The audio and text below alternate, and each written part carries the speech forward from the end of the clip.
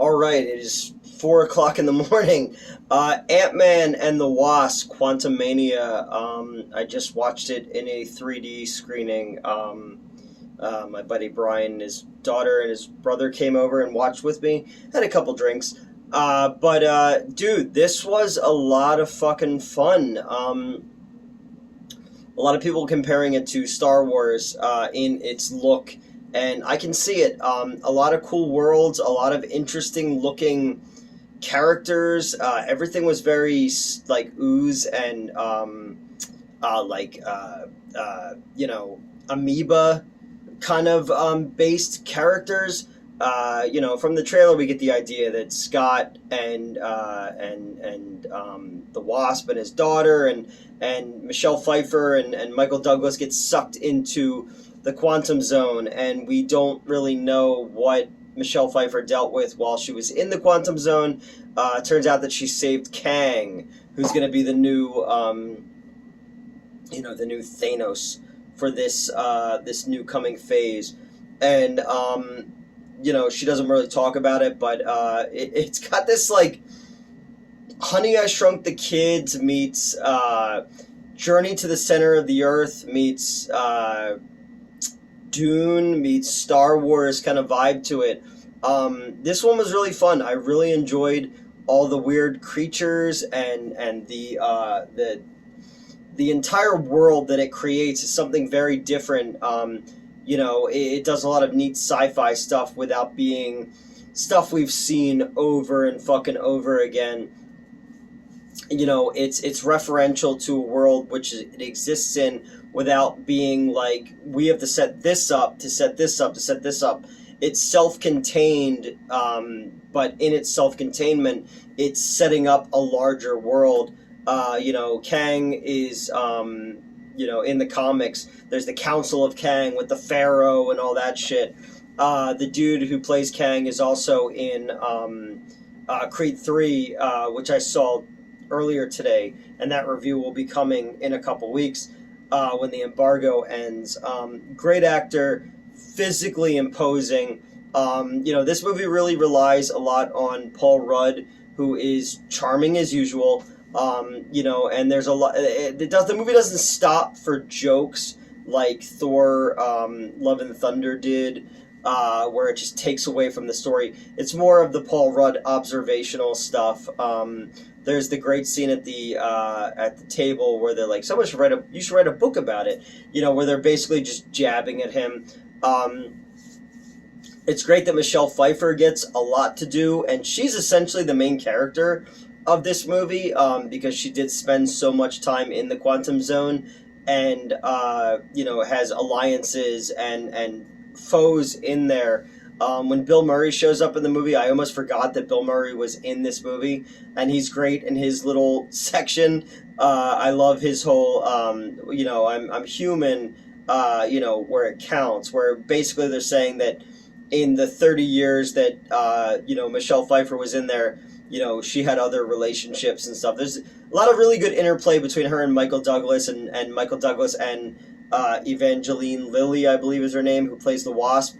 And then the actress from Freaky, which was the horror version of Freaky Friday, plays Scott's daughter in this one, and she has a lot more to do as well. It really just relies on a new environment, a new world.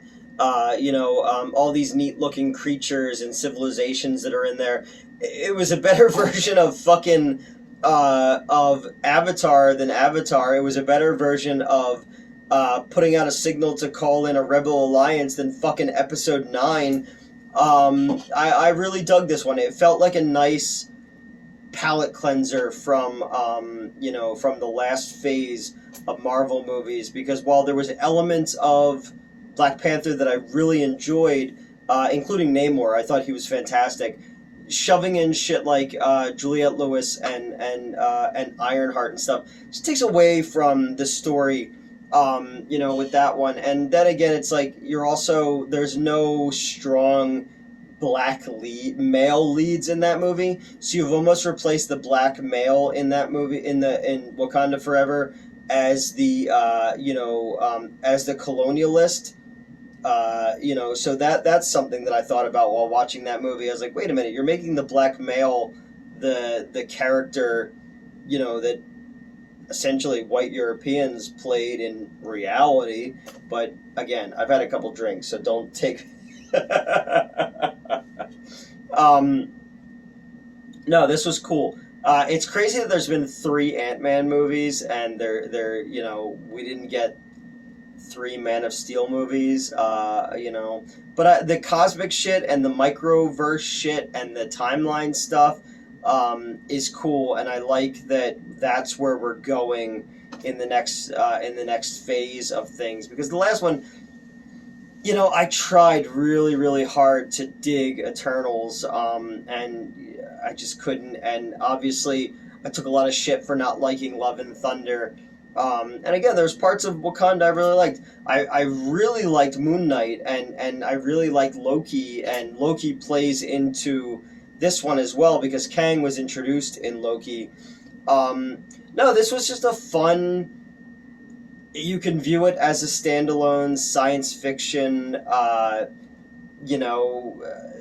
It's fun. There's creatures in it, and there's cool colors in it. This reminds me more of like Jack Kirby's work than the Eternals, which Jack Kirby actually worked on. And Paul Rudd, he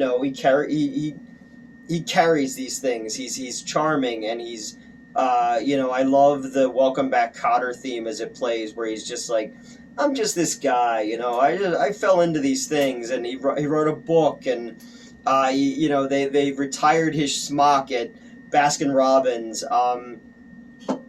I love later on when he becomes basically Schrodinger's cat as a person. There's a really cool thing where they shrink down into like below the quantum realm. It's neat, and Michael Douglas with his love for ants in it. I liked it. I really, really enjoyed it, and I thought this was a fun kickoff to the next wave of Marvel movies. Because again, like, the fatigue has set in. It's no secret to that.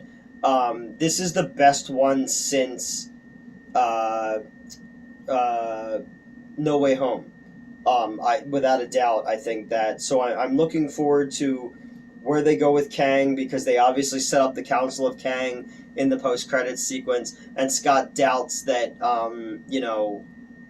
did he set him free, and did he set this entire thing into motion, as Kang was trapped in a place between space and time. The costumes are beautiful, the colors are beautiful. I thought Peyton Reed really, really did a good job with this one. I'm happy. I liked it. I laughed a lot at it, but not in a way that was like making jokes to pull away from the story, because the story gets very serious. That's it. I watched 3 movies today, and I'm watching Dungeons and Dragons tomorrow morning. So I'm movieing it up, man. So yeah, Ant-Man and the Wasp, Quantumania, really dug it. There are elements, like I said, of Honey, I Shrunk the Kids, and Journey to the Center of the Earth, and even Hellboy 2 with the fucking the troll market. This was fun. This was really fun, and it was nice to see imagination on display again, and not just a paint by numbers corporate. We need this to get to this to get to this for the larger scale. Yes, this does plant the seeds of other stories to go forward, but not at the expense of telling a story. And that's what I've been missing from Marvel movies. So it's almost 4 a.m. I'm going to drive home now. I have to be back here tomorrow morning to watch Dungeons and Dragons, and then I'm seeing Scream super early as well. Scream 6 3D super early. So it's cool to be invited to things now, because I'm a very famous YouTuber. Good night, everybody.